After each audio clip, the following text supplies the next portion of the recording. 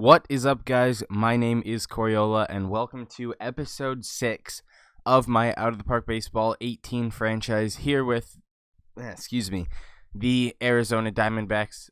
And we're here at the midseason. I was planning on doing like a full broadcast game of opening day, just kind of change it up a bit, make it a bit of a different episode than what you're used to seeing, just the back and forth of midseason, off-season. But then I discovered I had no time whatsoever. So, partially, and by partially I mean like the last 12 hours, it's my fault, and I definitely could have gotten an episode out a couple hours sooner. But other than that, this week was just difficult. We had, I think, 5 baseball games, kicked ass. Only lost one of those, which is really cool. It was a championship game of a tournament. We lost to the team that beat us in districts last year. So, that was disappointing. But anyway, yeah, I'm back now and here with the midseason episode because I decided since it's been so long, I would just get back to a regularly scheduled episode. And next week is nowhere near better. I have game tomorrow, game Tuesday, practice Wednesday, game Thursday, Friday, and 2 games Saturday. So, yeah. And APs are coming up, so these episodes are going to get a lot less infrequent. So, alright, let's look at this. Today is April 16th. I have 2 weeks, and then APs start.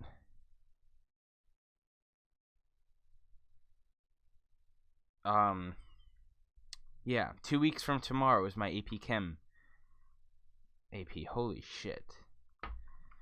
Then 2 weeks of that, and then I have basically a week and a half, and then Science Olympiad Nationals, which I'm going to study the shit out of this year. And once those are done, I've got a week of finals, which I only have to take 3 this year, thanks to those APs. But it's still going to be tough. Also, why do we have Cody Reed? Different Cody Reed, not Cincinnati's Cody Reed. I'm really distracted right now. Anyway, it's going to be tough. I will try to get out at least 2 episodes a week, although there might be times where I am only able to get out 1. It's not because I hate you guys. I love you guys. You guys are awesome. So much support from you guys. It's unbelievable. But I have a lot of shit going on right now. So we are 31-24 in second place in the West. We are currently in the second wild card spot, which is nice. We are 8.5 games behind the Dodgers, who have a .714 win percentage. As you know, that doesn't happen very often in baseball. So our pitching staff has been really good. We just lost Nathan Eovaldi, and we offered a contract to Josh Tomlin on the free agent market.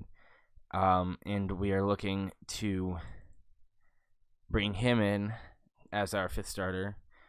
Offense has been decent, not as good as I would hope from some guys. Goldschmidt's having a bit of a down year, so is Jake Lamb. Same with A.J. Pollock, but Mark Zanguis is having a decent year. Vargas is having a good year. Peralta's having a really good year, even though he's starting to decline with 2 team options left on his contract after this season. Bullpen's been all right. Zach Godley's not been great. He's given up 14 runs in 14 innings. Other than that, I don't think I want to go through each guy individually, just because I'm lazy like that and want to get on with this because it's late and I want to get it out tonight. So we are here with the first year player draft. I've looked through and it's not a great draft. This is my favorite guy, Sean Lugo, a third baseman, and I think he has a good chance of going either number 1 or number 2 overall. So Seattle, number 1, takes a pitcher, Mike Kohler. He looks like he's really good except for no control whatsoever. 45 max is pretty abysmal. Oakland takes Mike Hankins, a center fielder. We do have the 7th pick. St. Louis takes Gabe Fisher, another center fielder who looks like he's good hitter, get walks, except he strikes out a lot. Number 4. There goes Sean Lugo. That's what I was kind of expecting. Really good player. Detroit takes first baseman Eli Suver, who I did like a decent amount, and Minnesota takes pitcher Josh Sunderhouse, who again has bad control potential. Seems to be a theme for these pitchers. And now I'm not sure what to do because, again, not a very strong class. Theo Epstein says Robbie Lutke, a center fielder who has pretty good ratings. We already have a pretty good outfield depth as far as prospects go. Carlos Cortez doesn't look terrible, although he does seem to strike out a lot. Dan Joseph strikes out quite a bit. Josh Lee is really good, but he's impossible, so he will not be drafted by us first round. Here's another pitcher, Savion Holman, who looks pretty good, except that third pitch is concerning. First baseman strikes out a lot. Third baseman,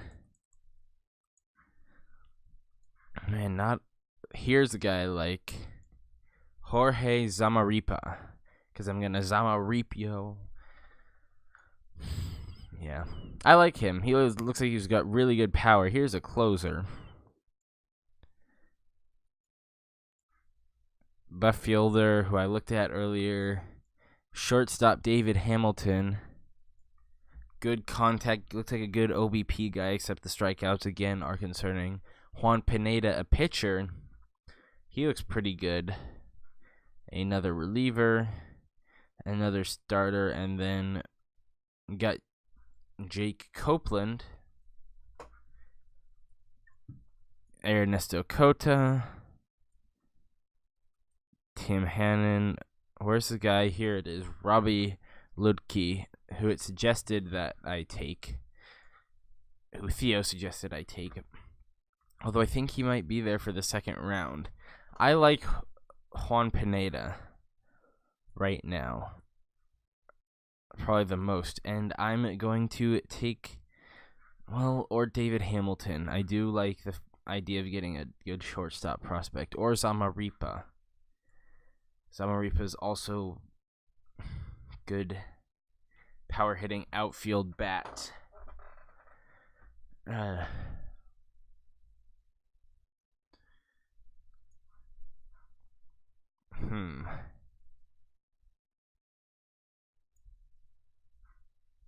Zamaripa looks like he's not going to walk a ton, but he does look like he's going to hit a lot of home runs.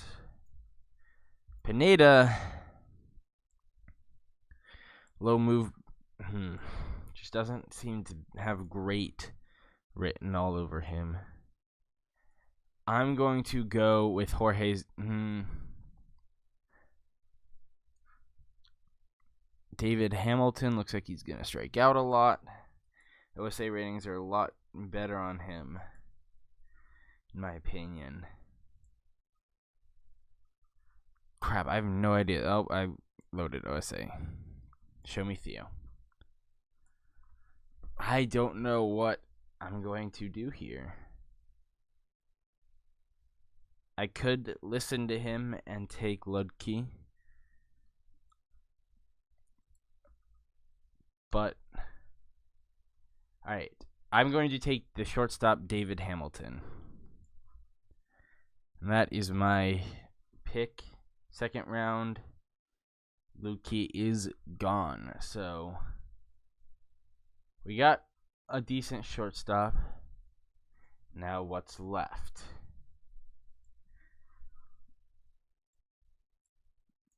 Not a lot. Here's a second baseman, Bobby Adams, who has terrible OSA rating. Never mind. Here's a left fielder, Eric Graham. This is not a very deep draft class, is it? Jeff Remy, pitcher. Let's see what Theo has to say. He says Savion Holman, a starting pitcher. Third pitch is questionable, but he is a good lefty, and at worst, he could come out of the bullpen. I'm taking Savion Holman with my second round pick. Round 3.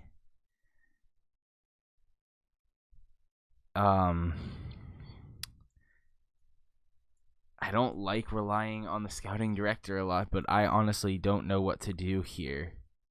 Even though I didn't listen to him round 1. Zach Watson, a center fielder, looks like a pretty good prospect, so why not?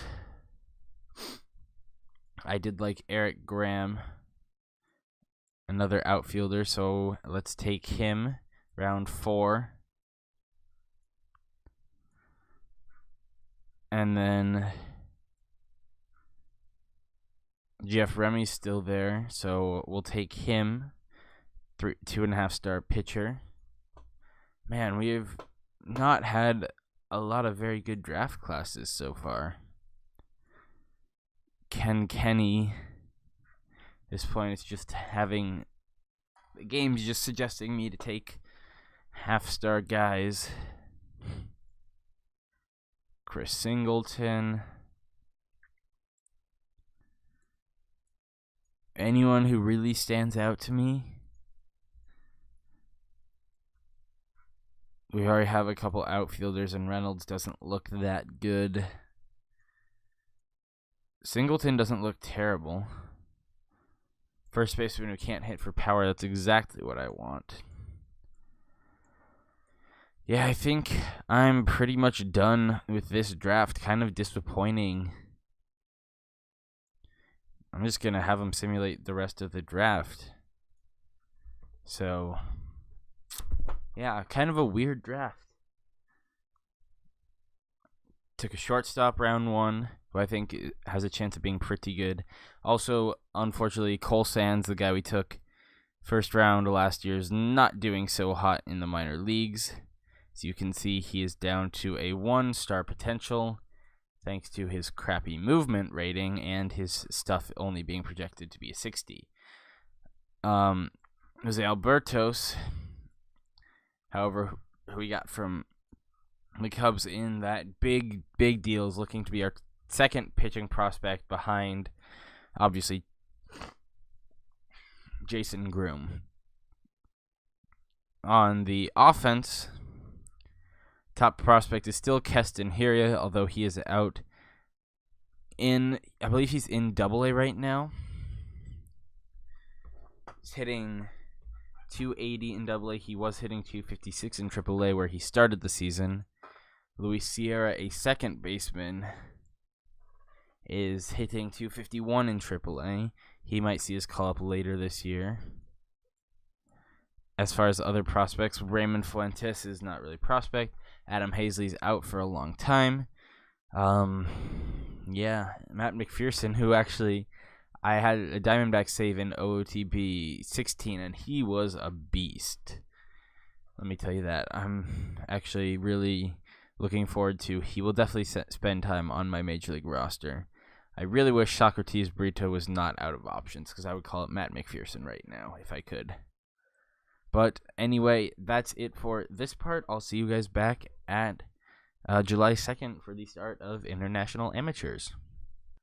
All right, the day before International Amateurs start, we do have one small trade. It is acquiring BJ Boyd and Clay Casey from the Athletics in exchange for Alex Olmeda, Joe Pompeyes, and Steven Smith, all 1-stars. The reason I'm trading for BJ Boyd is because, first of all, he was on that really good Diamondbacks team that I mentioned earlier with Matt McPherson, and he always kind of turns into a stud with me, and plus, it's not just a nostalgic trade. These ratings are really good for a 1-star, so I think he has a good chance of going up.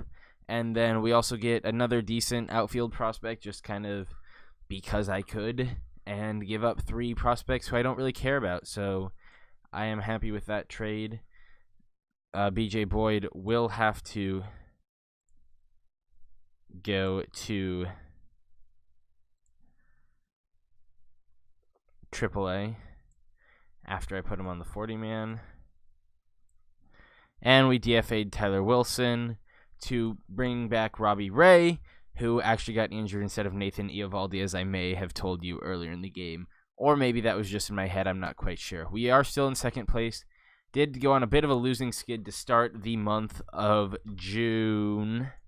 Or to start the month, but kind of in the middle of June. and that bumped us back. But then we had some winning. It was a really weird month. I'll show you the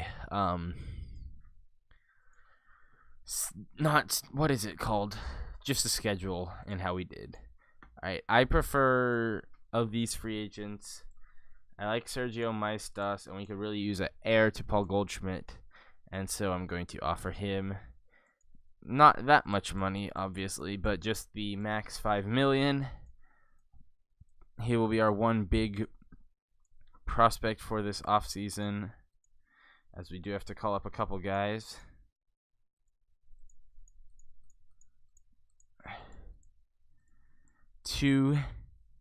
Come on.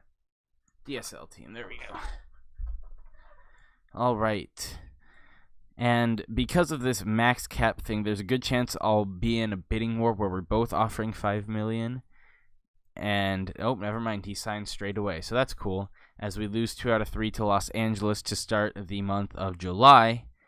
And one thing I noticed, I want to give Paul Goldschmidt an extension. We're about $15 million over budget for next year. And that's a problem, as we split the first 2 against St. Louis, both games being a shutout for one team, as Eovaldi has a really good game. And so, yeah, I realized all the money I paid last offseason kind of really hurt me. And it's a problem because Iglesias and Herrera and even Nate Eovaldi, to a certain extent, are all having pretty good years so far. As Game 3 against St. Louis we take that series. And our 500 start in the month. Now we've got 3 against Kansas City, one of the worst teams in baseball, as much as it pains me to say, at least in this simulation. Oh, look, we lost. Now, they're not that bad. They're only 6 games below 500. But in real life, they just have won 4 straight and are looking pretty up. We take 2 out of 3 from them. Now 3 against Atlanta before the All-Star break. We lose the first 2. Pollock will be out for 3 weeks. I did call up Raymond Fuentes when David Peralta went down for 2 months instead of McPherson, as I had said. But I did move McPherson to AAA, where he's hitting .235 so far. Problem is, I don't want to have all left fielders, but I'm going to call up BJ Boyd and set him, just leave him as a left fielder, and the manager will set our lineups for us. So if we win this game, we will go 500 to start the month of July, which we do. And now it is time for the All-Star break. We have to check expiring personnel. Our assistant GM, not great. And I don't really like his preferences, so we're going to let him walk. Compensation picks received, no compensation, because we signed everybody, and now we can check the All-Star rosters. Here is the American League. Jorge Soler is doing well with the Royals, it seems, even though his rating has gone to shit. But we got Paul Goldschmidt, who has not had a very good season, but the best player on the team, and Jared Miller, a left-handed reliever, is having a nice season. So those are our 2 All-Stars. So yes, Paul Goldschmidt would love an extension, and I would love to extend him. He only wanted $18 million a year, now he wants $27. And as you can see, we have $5 million to spend for next year. This is a problem. I don't want to have to trade the guys I went out and signed. But if these 3 series against Colorado, Detroit, and Colorado, respectively, do go rough as we win the All-Star game 6-3, then I'm going to have to look to trade guys like Herrera, then Eovaldi, and then, if it gets really desperate, Jose Iglesias. But we win the first 2, make that 3 as we sweep Colorado, and we've won 4 straight. Finally, winning streak ends against Detroit as we lose 2 out of 3 to them. Now we've got Colorado again, this time in Arizona. We win the first, drop the second, drop the third, 13-0, and game 4, we win 3-0. Taijuan Walker has not done very well. He is definitely a trade candidate. I hadn't really thought about that until now, but he's making quite a bit of money and is projected to be a free agent at the end of the year. Will he?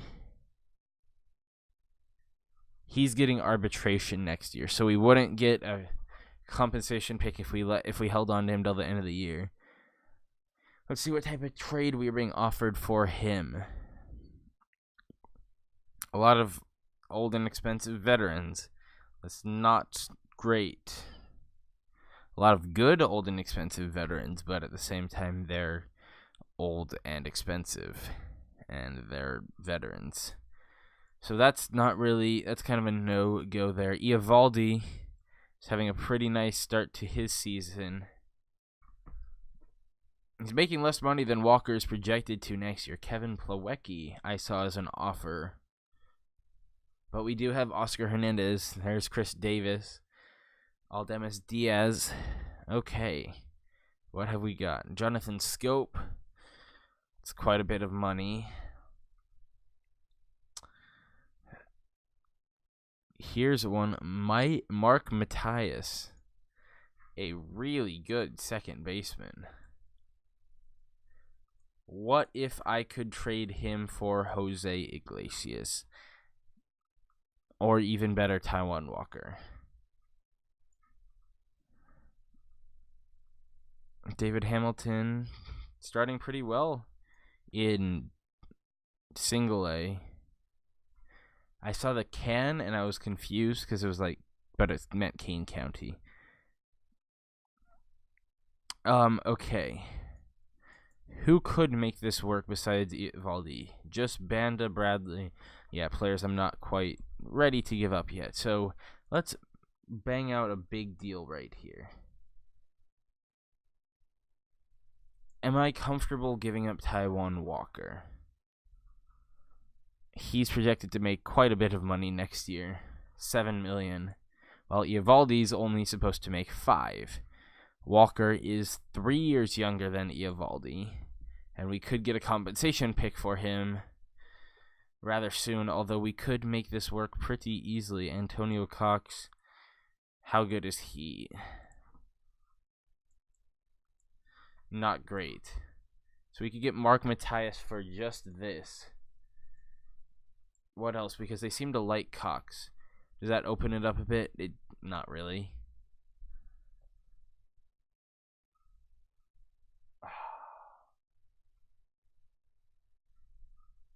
I really want to keep these guys and make a playoff run, but at the same time, we need money to keep Paul Goldschmidt around. He's the heart and soul of this team.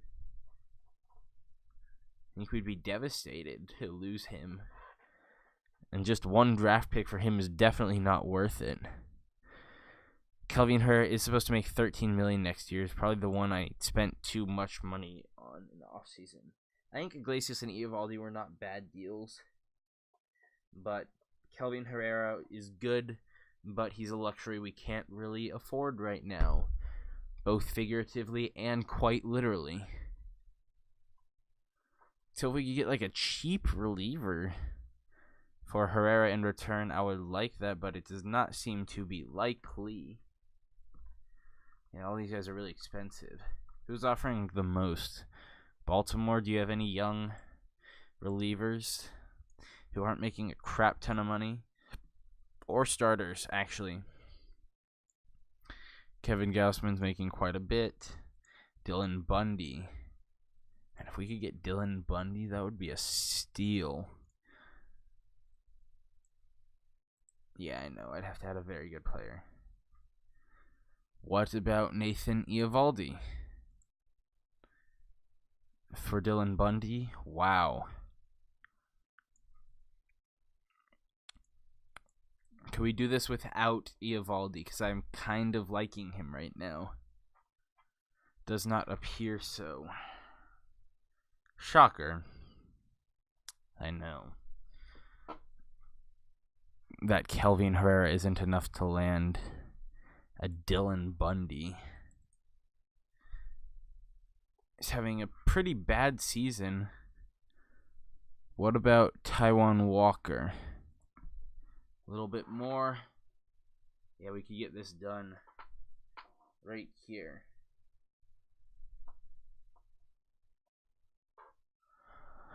With Antonio Cox.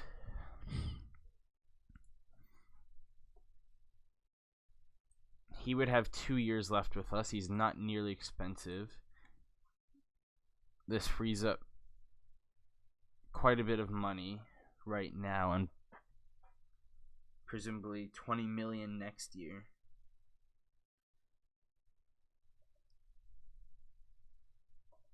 Could we get another player? I'm not really comfortable with just this, because I also kind of want the Indians' second baseman Mark Mathias. So do they have a pitcher I could get? A good young pitcher I could get for cheap. No one has that. That's what everyone wants, a good young player that you can get for cheap. Here's a good reliever. And maybe if I threw in Kelvin Herrera, that would potentially be okay. Or closer to okay. Jake Westbrook. He's good, but I mean, obviously Mathias is better. I really like this deal right here. I think I'm going to do it. Kelvin Herrera for Mark Mathias and JT Chargois. Chargois is inexpensive. He's good. Mathias is young. He's good. For Herrera, Cox, and Westbrook. We could even save Antonio Cox if we really wanted to.